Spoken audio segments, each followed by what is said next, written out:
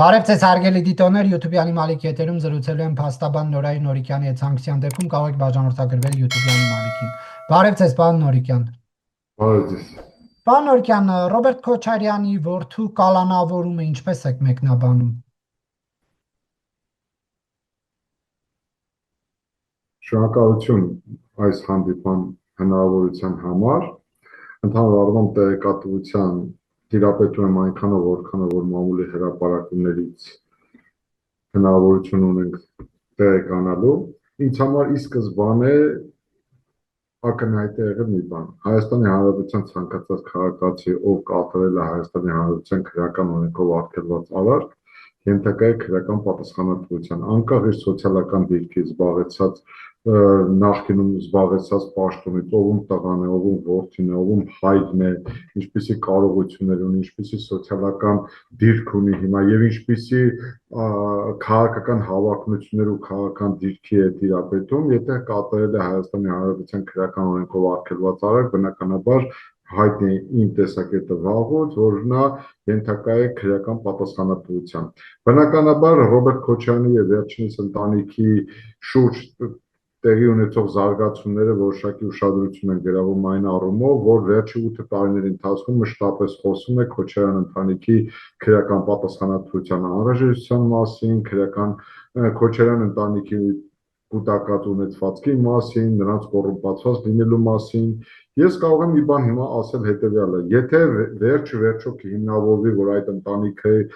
առանձին անդամներ կատարել են Հայաստանի Հանրապետության քրեական օրենքով արգելված արարքներ, իրենք պետք է ենթարկվեն պատասխանատվության։ Դուք այստեղ խնդիր տեսնում եք իրավական գործընթացի հետ թե ոչ, այսինքն այս իրավական գործընթացը եթե վերցնենք, որ անմեղության կանխարգելող արկածը պահելով, եթե վերցնենք, որ կա գործ սկսելու հիմքեր, բայց քաղաքական խոսույթը երբ կա զուգահեռ, չեք ժառանգելու ձեր ունեցվածքը ձեր երեխաներին, աղքատացնելու եմ այնքան, որ թոշակի հույսին մնաք անընդհատ ասեք թոշակը երբ եք բարձրացնելու, վարչապետի խոսույթը։ Դուք շատ կարևոր հարց եք բարձրացնում, բայց մեկը մյուսին չի բացառում, ինչ առումով, եթե նույնիսկ քաղաքական այդպիսի խոսույթ կա, դա դեռ չի բացառում կամ չի հերքում կամ չի չեզոքացնում այն հնարավոր կոռուպցիոն դրսևորումները, որոնք ինչ-որ փուլում կամ ինչ-որ ժամանակահատվածում տեղի են ունեցել։ Խնդիրը մենք պետք է տարանջատենք, արդյոք այդ քաղաքական խոսույթը արդարացված է։ Գիտեք, ճաշակի խնդիր է, ես կարծում եմ, եթե ես լինեի գործադիր իշխանության ղեկավարը, ես բոլորովին այլ շեշտադրումներով եւ բոլորովին այլ դիտանկյուններից հանդես կգայի։ Չէի խանգարի կամ քաղաքական ինչ-որ գնահատականներ չէի տա, չէի միջամտի շատ դեպքերում, բայց նույնիսկ կրկնում եմ, նույնիսկ նման հանգամանքների առկայությունը չի չեզոքացնում կամ չի հերքում են ենթադրյալ կոռուպցիոն դրսևորումները, որոնք ենթադրաբար տեղի են ունեցել ժամանակին, որի արդյունքում մարդիկ դարձել են միլիոնատերեր։ Դուք կարող եք հարցադրումը լրիվ այլ շեշտադրմամբ նշել։ Ենթադրենք Նիկոլ Փաշինյանը նման վարքագիծ չի դրսևորում։ Դա արդյոք արդարացնում է Ռոբերտ Քոչարյանի ենթադրյալ կոռուպցիոներ լինելը կամ ենթադրյալ իր պաշտոնավարման ժամանակահատվածում կոռուպցիոն բնույթի գործարքներ կնքելը եւ իր ընտանիքի առանձին անդամների համար բարենպաստ իրավիճակ ստեղծելը կամ այն մեղադրանքները, որոնք այսօր առերևույթ մեղսագրվում են Ռոբերտ Քոչարյանին, դրանք իրականացնելու իրավունք ուներ։ Հարցը շատ հստակ է եւ այդ առումով ինձ համար պետք է տարանջատել քաղաքական խոսույթը Ռոբերտ Քոչարյանի եւ վերջինիս ընտանիքի առանձին անդամներին մեղսագրվող քրեական մեղադրանքներից։ Դե ասում են բիզնես ենք արել, հարստացել ենք, հիմա ասում են մեղավոր ենք, որ հաջողակ բիզնեսմեն ենք։ Գիտեք, հասկանում եմ հարցի ենթատեքստը, չեմ բացառում, որ նաև ձեր կողմից հարցի ենթատեքստի մեջ պարունակում են նաև հեգնանք, բայց տեսեք, եկեք առերևույթ փորձենք լրջացնել հարցը։ Հիմա կոնկրետ Ռոբերտ Քոչարյանին մեղսագրվում է 3 դրվագով առանձնապես խոշոր չափերի կաշառք ստանալը, 2 դրվագով 4 դրվագով առանձնապես խոշոր չափերով փողերի լվացման դրվագ եւ եթե չեմ սխալվում 2 դրվագով պաշտոնական լիազորությունների անցնելը։ Այստեղ զուտ իրավական տեսանկյունից կարող է տեսականորեն եւ գործնականորեն հարց առաջանա ուրեմն վաղեմիջան ժամկետները անցած լինելու հիմքով քրեական պատասխանատվությունից ազատելու մասին հարցը, սակայն քիչ առաջ ես տեղեկացա, որ գլխավոր դատախազությունը պաշտոնապես հայտարարություն է տարածել, որ այն մասին, որ Ռոբերտ Քոչարյանի մասով վաղեմիջան ժամկետները լրացած չեն, եւ ես հիմա մենք ուշ-ուշով կհետևենք իրադարձություններին, թե ամբողջ իրավապահ համակարգը, սա ամբողջ մի շղթա է, քննչական մարմինը իդեմս հակակոռուպցիոն կոմիտեի, դատախազությունը իդեմս այն սահմանադրական մարմինի, որը դատավարական հսկողություն է իրականացնում վարույթ իրականացնող մարմինի նկատմամբ եւ դատարանը, որ իրականացնում է արդարադատություն։ Ես խնդրում ուշադրություն դարձեք հետեւյալ մի քանի կարևորագույն սեգմենտների վրա։ Եթե վաղը պարզվի արդար դատաքննության իրականացման պայմաններում, եթե վաղը պարզվի, որ Ռոբերտ Քոչարյանը իսկապես իր պաշտոնավարման ընթացքում առանձնապես խոշոր չափերի կաշառք է ստացել այս կամ այն կարողությունը դիզելու համար, ինձ համար որպես Հայաստանի Հանրապետության քաղաքացու իսկապես վիրավորական ու նսեմացուցիչ կլինի, որին երկրի նախագահի պաշտոնը զբաղեցած անձը նման բարձր կարգավիճակ ունենալու պայմաններում կարող էր իրոք նմանվել, վերածվել շարքային կաշառակերի։ Ինչ վերաբերում է ձեր կողմից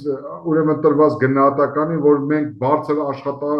ուրեմն Դա ես իրենց խոսքերը փոխանցեցի, դա ես իրենց խոսքերն եմ փոխանցում, որ ասում են մենք բիզնեսով ենք զբաղվել, արդար բիզնեսով։ Արդար բիզնեսով զբաղվելու համար Հայաստանի Հանրապետությունում որևէ մեկին քրեական պատասխանատվության ենթարկելու հիմքեր չկան եւ չեն կարող լինել։ Խնդիրը առերևույթ այս պահին նրանց մեղսագրվող արարքներն են։ Շատ բարձ հարց է առաջանում։ Այդ հողամասերը Կասկադի մոտ Toyota Երևան ուրեմն այդ հայտնի խանութ սրահի հողամասը եւ այն մնացած ուրեմն հողամասերի ձեռբերումը ինչ կապ ունի բիզնես գործունեությանն հետ, որը մեկը կարող է ասի հերքի կամ հաստատի այդ գործունեությունը ինչքանով է առնչվում Ռոբերտ Քոչարյանի բիզնես գործունեության համար։ Ի վերջո գիտեք ինչ, ես չեմ ուզում շատ կոշտ գնահատականներ տալ, ի վերջո անցել են տարիներ են անցել, բայց այնուամենայնիվ այդ մարդը Հայաստան չի եկել բիզնեսով զբաղվելու համար։ Այդ մարդու ընտանիքին, այդ մարդու քաղաքական թիմակիցներին պետք է տարական ընկալումը հասցնել, որ այդ մարդը Հայաստան է բերվել գործադիր իշխանության որպես վարչապետ աշխատելու, հետո ինչ-ինչ հանգամանքներում դարձել է այդ մարդը Հայաստանի Հանրապետության նախագահ, այդ մարդուն չեն ասել արի Հայաստանում բիզնեսով զբաղվի, ասել են արի նպաստի Ղարաբաղի խնդրի կարգավորմանը։ Իսկ այս մարդը եկել զբաղվել է հայտնի գործունեության, որի արդյունքում դարձել է միլիոնատեր։ Սա ինձ համար առնվազն վիրավորական է, ես չեմ ուզում, կրկնում եմ, շատ կոշտ գնահատականներ տալ, ես շատ վիրավորված ու հիասթափված կլինեմ, եթե վերջին արդյունքում պարզվի, որ Ռոբերտ Քոչարյանը շարքային կաշառակեր է։ Ինչ վերաբերում է, դուք կարող եք հարցին մեկ այլ դիտանկյունից նայել, որ թե ինչու է հիմա այդ արվում, 8 տարին բավարար չէր Ռոբերտ Քոչարյանին քրեական պատասխանատվության ենթարկելու։ Հարգելի Նարեկ, մենք ձեր հետ բազմաթիվ անգամներ ենք այդ մասին խոսել։ Իհարկե բավարար է, իհարկե բավարար է, իհարկե պետք է թույլ չտալ, որ Ռոբերտ Քոչարյանը ենթադրյալ քրեական հանցագործից վերածվեր վերջին 8 տարիների ընթացքում քաղաքական դերակատարի։ Իհարկե չպետք է թույլ տալ, որ նա քաղաքական գործընթացների մասնակից լիներ, քաղաքական առաջնորդություն ձևավորեր, քաղաքական իշխանության վերադառնալու հավակնություն դրսևորեր։ Իհարկե չպետք է թույլ տալ, որ նա աշխարհաքաղաքական կենտրոնների խարդավանքների խամաճիկ դառնար, նրա ռեսուրսն ու ներուժը օգտագործվեր Հայաստանի Հանրապետությունում քաղաքական պրոցեսների վրա դերակատարություն ու ազդեցություն ունենալու։ Իհարկե պետք չէ։ Այստեղ է պետք նաև գործող իշխանության, այսպես ասած, սնանկությունը ցույց տալու համար, բայց դա լրիվ ուրիշ խնդիր է, մենք կարող ենք լրիվ ուրիշ թեմայով այդ հարցին անդրադառնալ, բայց դա գործող իշխանության սխալները, գործող իշխանության թերություններն ու բացթողումները չի արդարացնում Ռոբերտ Քոչարյանի դերակատարությանը մեր հանրային կյանքում։ Ի վերջո, ես խնդրում եմ, որ դուք նկատի ունենաք Ռոբերտ Քոչարյանի մեղսագրվող մեղադրանքները քրեական այնքան չնչին են, ի վերջո ես զարմանում եմ, որ ինքը Արցախի անկումից հետո ինքնասպան չի եղել, անկեղծ եմ ասում, մարդ ով իրեն վերագրում է Արցախի առաջին նախագահի հաղթանակած նախագահի դափնիները ուզում կրել եւ Արցախի այսպիսի ողբերգական նսեմացուցիչ, ստորացուցիչ հանգուցալուծման ֆոնի վրա ինքը ինքնասպան չի եղել, սրա ֆոնի վրա իրեն մեղսագրվող արարքների փորձում է ուրեմն պաշտպանվել, ինչու եմ ասում նման բան, որովհետև ինքը այն նախագահն է եղել, ով կարող էր իր կարգավիճակն օգտագործել եւ հասնել Արցախի հակամարտության արժանապատիվ հանգուցալուծմանը, բայց մարդը փաստորեն Արցախի խնդիրը լուծելու փոխարեն, որի համար եւ բերվել էր Հայաստան, փաստորեն զբաղվել է ձեր կողմից ասած բիզնեսով, էլիտար բիզնեսով, արդյունքում 10 տարիներ նվիրելով Ալիևին, որի ընթացքում վերջինս օգտագործեց Ադրբեջանը ծնկած վիճակից դուրս բերելու, ու մենք վերջին արդյունքում ունեցանք այն, ինչ ունենք։ Ի վերջո, գիտեք ինչ, ես մի բան եմ ուզում ասեմ, հարգելի Նարեկ, սա շատ լուրջ ճակատագրական հանգրվան է։ Այնպիսի լուրջ մեղադրանքներ են առաջադրվել Քոչարյանին եւ Քոչարյանի որդուն։ Հիմա ամբողջ իրավապահ համակարգը կանգնած է լրջագույն փորձության ու պատասխանատվության առաջ։ Եթե ի վերջո, ու ես պահանջում եմ որպես Հայաստանի Հանրապետության քաղաքացի, պետք է լիարժեք ապահովի Հայաստանի Հանրապետության ամբողջ օրենսդրության տառն ու ոգին։ Եթե օրենսդրությամբ ուրեմն արդար դատաքննության արդյունքում կհիմնավորվի, որ Ռոբերտ Քոչարյանը շարքային կաշառակեր է, կամ փողերը յուրացել, կամ Հայաստանի Հանրապետության նախագահի պաշտոնը զբաղեցնելու արդյունքում իր պաշտոնական լիազորությունները չարաշահել է, անցել է, նա մինչև վերջ պետք է ենթարկվի քրեական պատասխանատվության։ Բայց եթե ի վերջո կպարզվի, որ այս ամեն ինչը քաղաքական ենթատեքստ ունի, որ այս ամեն ինչը թելադրված է պայի քաղաքական կոնյունկտուրայով եւ ակնհայտ քաղաքական ենթատեքստ է պարունակում, որ Քոչարյանը եւ նրա ընտանիքի անդամները չեն կատարել իրենց մեղսագրվող արարքները, ապա ամենայն անկեղծությամբ ասում եմ, այսօրվա Հայաստանի Հանրապետության ամբողջ իրավաքաղաքական ղեկավարությունը վաղ թե ուշ պետք է պատասխանատվության ենթարկվի, մասնավորապես գլխավոր դատախազը, հակակոռուպցիոն կոմիտեի նախագահը եւ այն բոլոր դատական դատավորները, որոնք մտել են այսպիսի չափից դուրս լուրջ պատասխանատու աշխատանքի տակ։ Պարոն Օրիկյան, ձեր խոսույթի ինչու Քոչարյանը ինքնասպան չի եղել, նման չէ Նիկոլ Փաշինյանի խոսույթին, ինչի Ղարաբաղի համար չեք զոհվել։ Չէ, ես այդ մասին խոսել եմ դեռևս 2021 թվականի մեր հիմնադիր համագումարի ժամանակ, երբ ասում էի, որ Արցախի նախագահի կարգավիճակ ունեցող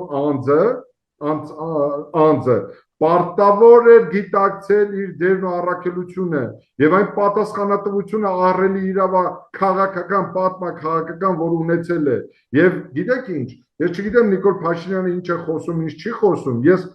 հիմա կարծիք եմ հայտնում որպես Հայաստանի Հանրապետության քաղաքացու եւ ես ասում եմ Արցախի ողբերգական կործանման համար պատասխանատու այն անձանցից մեկը, որը Ռոբերտ Քոչարյանն է, որը իրական հնարավորություն է ունեցել լուծելու Արցախի խնդիրը եւ 10 տարիները ուղղակիորեն մսխել է այդ ժամանակահատվածը Արցախի խնդիրը չլուծելու համար, նա այդ կոնտեքստով եմ ես ասում, որ Արցախի կործանման ֆոնի վրա նա ինքը պետք է ինքնասպան լիներ չտեսնելու համար Արցախի կործանումը։ Հետևաբար, եւ այն մարդիկ, ովքեր իրոք պատասխանատու են եղել Արցախի կործանման համար, ի վերջո վաղ թե ուշ պետք է իրավաքաղաքական պատասխանատվության ենթարկվեն։ Ինձ Նիկոլ Փաշինյանի այդ ուրեմն կոնտեքստում ասածները գիտեք ինչ, ով է մահացել Արցախի համար, ով պետք է զոհվեր, ով չպետք է զոհվեր, խոսքը կոնկրետ Ռոբերտ Քոչարյանի մասին է։ Պարոն Օրիկյան, Քոչարյանի ընտանիքը քաղաքական թիմը հայտարարում է, ասում է ընտանիքից ավելի ճիշտ որդին, որը քաղաքականությամբ է զբաղվում, ասում է, քան որ առաջիկայում մեծ զիջումներ են լինելու ստրատեգիական նշանակության, Տիգրան եւ այլն, դրա համար ընդդիմադիր դաշտի խաղացողներին կալանքի տակ են պահում, Քոչարյանին տարանացը պատվար, Ծառուկյանին էին տարել, Սամվել Կարապետյանն է կալանքի տակ, դուք այստեղ կապ տեսնում եք։ Ես կարծում եմ, որ իրենք զբաղված են հերթական ինքնախապեյությամբ եւ խաբեյությամբ մեր ժողովրդին մոլորեցնելու առումով, որովհետեւ նախորդ 5 տարիներին Ռոբերտ Քոչարյանը առավել մեծ քաղաքական դերակատարություն է ունեցել, առավել մեծ խմբակցության ղեկավար է եղել, առավել մեծ քաղաքական դաշինքի ղեկավար է եղել եւ առավել մեծ ազդեցություն է ունեցել Հայաստանի քաղաքական դաշտում, բայց դա չխանգարեց, որ Արցախը կործանվեր 2023 թվականին ընդհանրապես Արցախը էթնիկ զտման ենթարկվել, ընդ որում խնդրում եմ բացեք քրոնոլոգիան եւ դուք կտեսնեք, որ 2023 թվականի Արցախի էթնիկ զտման ժամանակ Ռոբերտ Քոչարյանը ծպտուն չի անել։ Շուրջ 1-1.5 տարի ընդհանրապես որևէ հաղորդագրություն կամ հարցազրույց, ինտերվյու, մամուլի ասուլիս չի տվել։ Հետևաբար այս պատճառաբանությունները, թե այս ամեն ինչը արվում է առաջիկայում հնարավոր զիջումների ֆոնի վրա, այսինքն էլ այդ ինչ մեծ զիջում պետք է արվի Արցախի էթնիկ զտումից հետո, Արցախի վերջնական կործանումից հետո, որ դրանից սարսափած հիմա փորձ արվում Ռոբերտ Քոչարյանին, այսպես ասած, մեկուսացնել, կամ այդ ինչ պետք է աներ Ռոբերտ Քոչարյանը, որից ահաբեկված որոշում է կայացվել նրան քրեական պատասխանատվության ենթարկել։ Ճիշտ հակառակը, Ռոբերտ Քոչարյանին կարելի է նույնիսկ մեղադրել վերջի 5 տարիների ընթացքում ընդդիմության առաջնորդի կարգավիճակը ունենալու պայմաններում կատարյալ անգործության համար։ Ռոբերտ Քոչարյանի անփառնակ ընդդիմադիր առաջնորդի գործունեության արդյունքում էր նաև 2026 թվականի խորհրդարանական ընտրությունների արդյունքները, քաղաքական դաշտի ներկապնակը, նաև իրենց ստացած ձայների արդյունքն է վկայում, որ իրենց ղեկավարած դաշինքը վերջի 5 տարիների ընթացքում իսկապես կատարյալ ֆիասկո է արձանագրել։ Հետաբար այդ պատճառաբանությունները ես չեմ կարծում, որ պետք է տեղ ունենան եւ արդարացված են։ Ի վերջո, հարգելի Նարեկ, ես խնդրում եմ, որ մենք նկատի ունենանք մի շատ կարևոր բան։ Ցավոք սրտի ինչու Ռոբերտ Քոչարյանը դարձավ մեր հանրային կյանքում վերջի տարիների ընթացքում քաղաքական դերակատար, երբ որ նրա արարքներին պետք էր տրվել բացառապես իրավական գնահատական։ Միայն այն հանգամանքը մենք չկարողացանք ինձանից սկսած, մեր հասարակության այն ճնշող մեծամասնությունից վերջացած, մենք չկարողացանք մի պարզագույն ճշմարտություն հասցնել մեր հասարակությանը, քաղաքական վերնախավը, քաղաքականությամբ զբաղվող մարդիկ, որ միայն այն հանգամանքը, որ այդ մարդու օրոք տեղի է ունեցել հոկտեմբերի 27, միայն այն հանգամանքը, որ այդ մարդու օրոք շուրջ 40-ից ավելի պաշտոնատար անձինք են սպանվել, միայն այն հանգամանքը, որ այդ մարդու օրոք տեղի են ունեցել մարտի 1-ի իրադարձություններ եւ այդ մարդու օրոք տեղի ունեցած բոլոր համապետական ընտրությունները կեղծվել են, ինքը զուտ քաղաքական առումով պետք է ներողություն խնդրել ժողովրդին, ասել սիրելի բարեկամներ, իմ նախագահության օրոք տեղի ունեցել հոկտեմբերի 27-ը ամենամեծագույն ոչրագործություններից մեկը, ես ի վիճակի չեմ եղել ապահովել իմ երկրի ներքին անվտանգությունը, որի արդյունքում տեղի ունեցել սա, ես հրաժարական եմ տալիս ու հեռանում եմ։ Եվ բազմաթիվ այլ հանգամանքներ, խոսքը քաղաքական պատասխանատվության մասին է, ել չասած իրավական, դրա մասին տասնյակ անգամներ են խոսել։ Բայց մենք ինչ արեցինք մեր հասարակության ներսում, մեր այս հանդուրժողականության արդյունքում մենք թույլ տվեցինք, որ ոչ միայն ինք, այլև բազմաթիվ այլ դերակատարներ այո, զավթեն քաղաքական դաշտը, իրենց նյութական ահռելի ռեսուրսներով, ունենան ահռելի տեղեկատվական հոսքեր, ռեսուրսներ, թույլ չտան քաղաքական դաշտը առողջանա, իսկ ինչ է անում դրանից իշխանությունը օգտվում է։ Ես ձեզ վստահեցնում եմ, եթե չլիներ այս ամեն ինչը, Ռոբերտ Քոչարյանը, մնացած քաղաքական ուժերը, ես հավաստիացնում եմ Նիկոլ Փաշինյանը քիչ բան կունենար ասելու։ Պարոն Օրքյան, Ռուսաստանից կլինի աջակցություն Քոչարյանին, թե ոչ։ Մենք հիշում ենք, որ սկզբնական շրջանում Վլադիմիր Պուտինը բավականին հետաքրքրված էր եւ Հայաստան կատարած այցի ընթացքում հանդիպեց Քոչարյանի ընտանիքի անդամների հետ։ Իմ մոտ այնպիսի տպավորություն է, որ Ռուսաստանը այս փուլում հերթը Ռոբերտ Քոչարյանին քցելուն է հասել եւ այսպես ասած Ռոբերտ Քոչարյանին օգտագործեցին եւ շպրտեցին։ Ինձ թվում է ինչ-որ պայմանավորվածություն իշխանության հետ կա։ Ինչ առումով։ Կտեսնենք ապագայում թե ինչ կլինի, այսինքն Ռոբերտ Քոչարյանի ճակատագրի վերաբերյալ ենթադրում եմ Ռուսաստանը նախկինի նման մեծ անհանգստություն չի դրսևորի, այսինքն դա ինչպես 2 օր առաջ Պեսկովը անոնսեց, ակնկալում է, որ խստիվ հեղօրենսդրության պահանջներին համապատասխան վարույթներ կիրականացվեն, դա բոլորս էլ այդ նույն ակնկալիքը պահանջ ունեն, որ Հայաստանի Հանրապետությունում ցանկացած անձի նկատմամբ որևէ վարույթ նախաձեռնելիս կամ քրեական հետապնդման ենթարկելիս Հայաստանի Հանրապետության օրենսդրությունը պետք է խստիվ պահպանվի։ Հետևաբար այն ամենայնիվ ես ենթադրում եմ, որ նախկինի անհանգստանալը Ռոբերտ Քոչարյանի մասով չի լինելու։ Եթե չասեմ ավելին, որ իրենք ձեռքերը լվացել են Ռոբերտ Քոչարյանից ու ոչ միայն Ռոբերտ Քոչարյանից։ Պարոն Նորիկյան, Նիկոլ Փաշինյանն ասում է, որ կան անձինք իրավապահ համակարգում ԱԱԾ-ում, որոնք Քոչարյանի հետ են համագործակցում, նախօրոք տեղեկություններ են տալիս, ասում են այսինչ օր այսինչ ժամին գալու ենք ձեր տուն, երեխաների են ներգրավում, ինչ որ նման սցենարներ ասում, պլակատներ ենք մենք հետո տեսնում, թե ինչպես են Քոչարյանի թորնիկները ԱԱԾ-ին դիմավորել։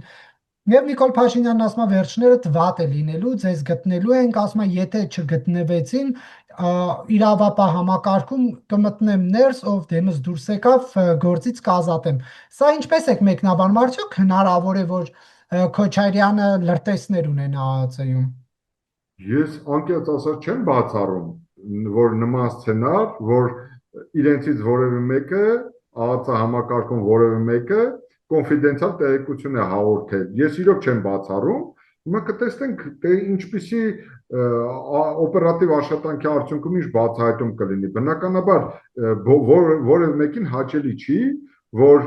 չի լինի, որ իր հատուկ ծառայություններում կան մարդիկ, որոնք այլ ազդեցության կրող են։ Ինձ համար պետական պաշտոնատար անձինք, անկախ նրանից, թե Հայաստանի Հանրապետությունում ինչ քաղաքական իշխանությունն է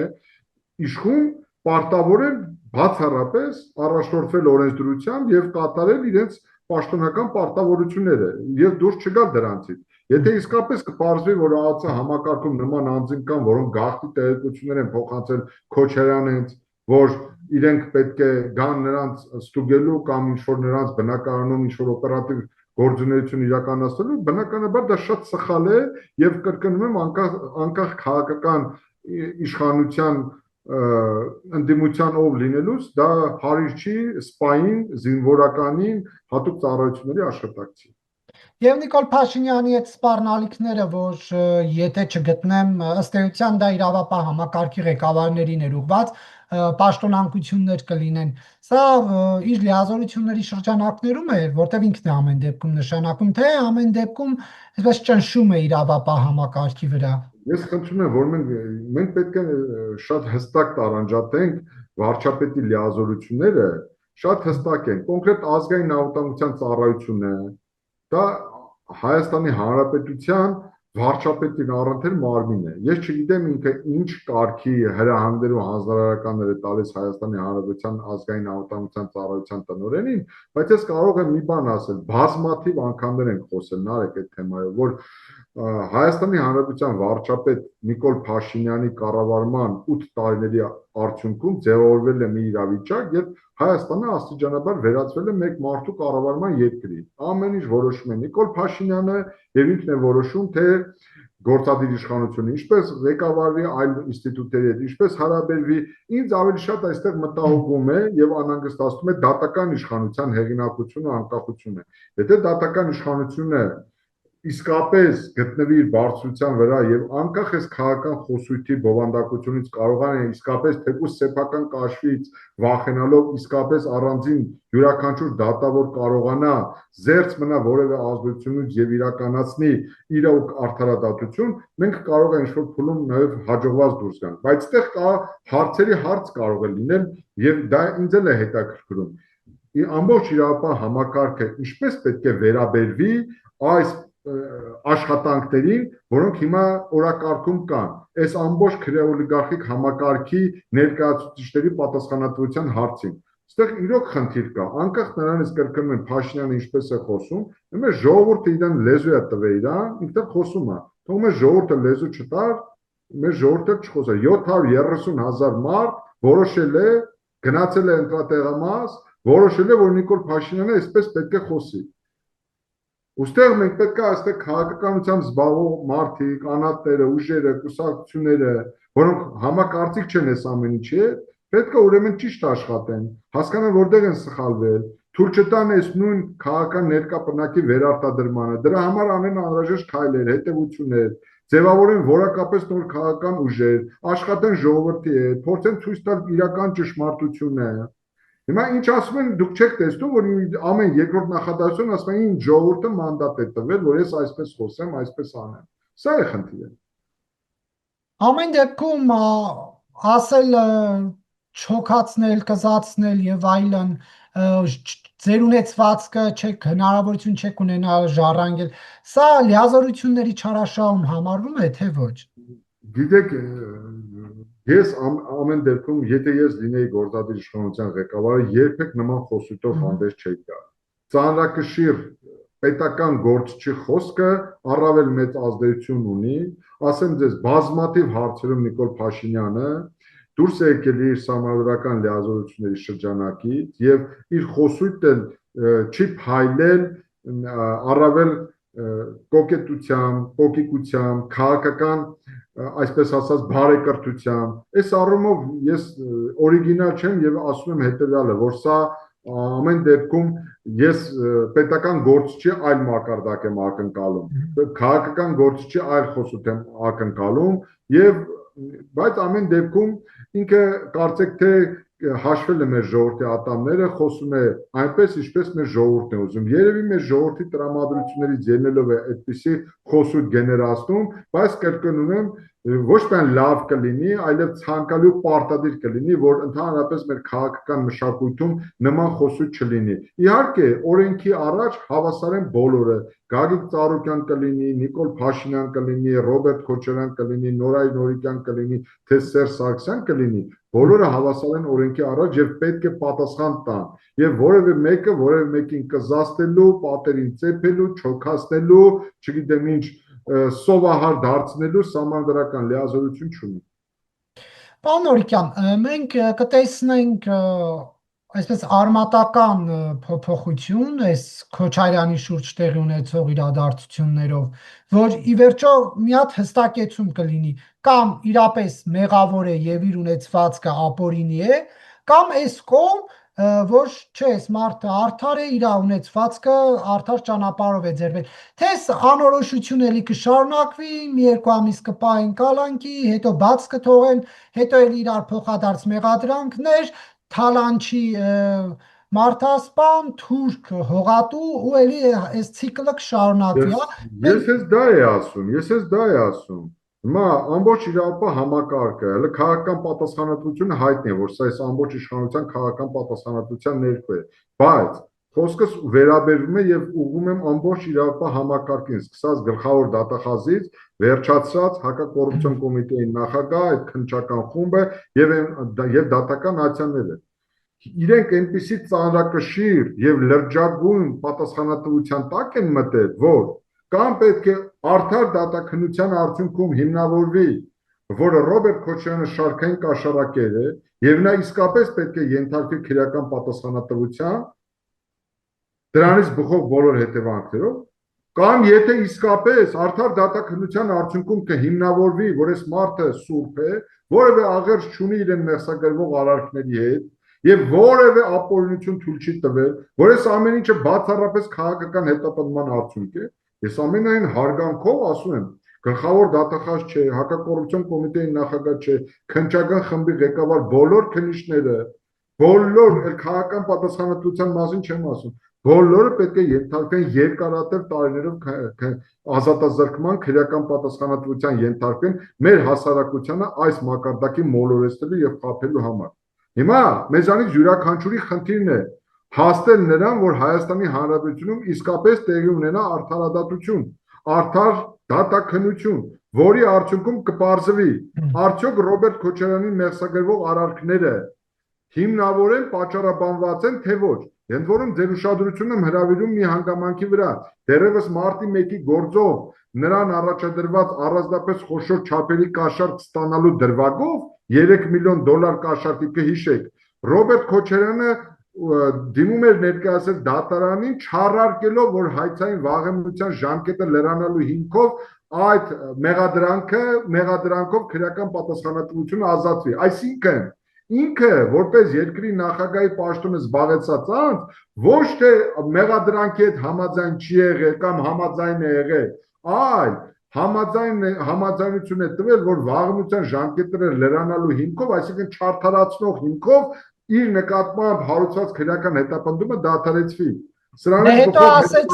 տղան ասեցինք այսպիսով ստացվում է, որ իր մեղքը ընդունում է, որ չի բողոքարկում, ասեց դե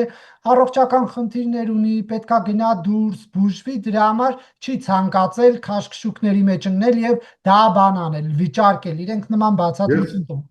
Ես իրավական, ես պատճառաբանությունների մասին չեմ ասում, ես ասում եմ մարդը դիմում է ներկայացել վաղեմության ժամկետը լրանալու հիմքով քրեական պատասխանատվությունից ազատվելու մասին, ինչը նշանակում է, որ դա չարդարացնող հիմքով է քրեական հետապնդումը դադարեցվել։ Հիմա մենք կտեսնենք այս ամեն ինչ։ Եվ ես որպես քաղաքացի հետամուտ եմ լինելու, սա նորից եմ ասելու, ապրել չապրելու, պարզերես լինելու կամ սևերես լինելու մի բան է, կամ այս իշխանությունը պետք է իսկապես արդար դատականության ապահովման արդյունքում հիմնավորի, որ Ռոբերտ Քոչարյանը շարքային կաշառակեր է, որտեղ այդպես մեղադրանքներ են առաջարկել, ինչը ինձ համար որպես քաղաքացու նորից եմ ասում, վիրավորական կլինի, նսեմացուցիչ կլինի։ Ի վերջո գիտեք ինչ, երկրի նախագահի կարգավիճակը դա լրիվ ուրիշ պատասխանատվություն է։ Ամոթ կլինի մեզանից յուրաքանչյուրի, եթե ի վերջո դատարանով հիմնավորվի, որ Հայաստանի Հանրապետության նախագահը ժամանակին եղել է կաշառակեր։ Ամոթ կլինի, ուղղակի։